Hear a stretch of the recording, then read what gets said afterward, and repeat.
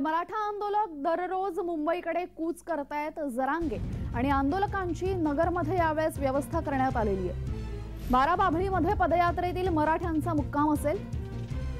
मराठ्यांची 150 acre जागेवर जेवणाची व्यवस्थाही करण्यात आलेली आहे। मराठा आरक्षणाच्या मागणीसाठी मुंबईकडे निघालेल्या मनोज जरांगे यांची पदयात्रा नगर जिल्ह्यात प्रवेश करणार आहे आणि यावेळेस त्यांच्या मुक्कामासाठी आणि त्यांच्या जेवणासाठी इथे मोठी सोय करण्यात आलेली आहे। याचा आढावा घेतलेला आहे आमचे प्रतिनिधी स्वप्नील जोडगे यांनी। पाहूयात। मराठा आरक्षणाच्या मागणीसाठी मनोज जरांगे पाटील हे मुंबईच्या दिशेने रवाना झालेले आहेत। त्यांचा आज दुसरा मुक्काम अहमदनगरमधील बाराबाभळी या ठिकाणी होणार आहे। आपण या ठिकाणी पाहू शकता सध्या रात्रीच्या जेवणाची सोय मोठ्या प्रमाणात करण्यात येत आहे। सर्व मराठा बांधवाच्या वतीने या ठिकाणी त्यांच्या जेवणाची व्यवस्था नियोजन करण्यात येत आहे।